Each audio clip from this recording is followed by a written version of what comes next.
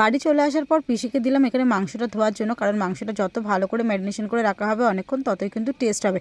আর এখানে সবাই মিলে বসে গেছে আদা রসুন পেঁয়াজ কাটতে। আর এখানে কিন্তু আমাদের উনুন তৈরি হচ্ছে, এদিকে ঝিলপাট থেকে হাওয়া আসবে বলে তাই একটু গার্ড করে দেওয়া হচ্ছে টিন দিয়ে। আমার বোন আর এই দাদা দুজন মিলে করছিল। আর আমি এদিকে মাংসের জন্য কিন্তু মশলাগুলো সব বেটে দিচ্ছি, কারণ মশলাটা পিসি ম্যারিনেশন করবে। তো সব কিছু এখানে ফাইনালি কাটাকুটি হয়ে গেছে। মাংসটাও কিন্তু খুব ভালো করে ম্যারিনেশন করে রেখে দিয়েছি।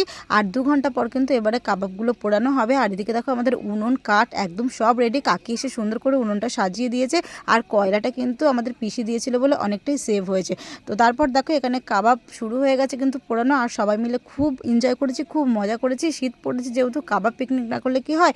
আর খেতে কিন্তু দারুণ টেস্টি হয়েছিল, খুব ফাটাফাটি খেতে হয়েছিল। অনেক কিছুই রেখেছিলাম সাথে, সবাই মিলে জমিয়ে ডান্সও করেছে, খুবই মজা করেছি। তোমরা কারা কারা এই বছরের শীতে কাবাব পিকনিক করলে অবশ্যই কিন্তু জানিও। অ্যাকচুয়ালি শীত এখনও বাকি আছে, কিন্তু আমরা ডিসেম্বরের শেষের দিকেই শুরু করে দিলাম। কেমন লাগলো আজকের এই কাবাব পিকনিকের মিনি ব্লগটা অবশ্যই জানিও।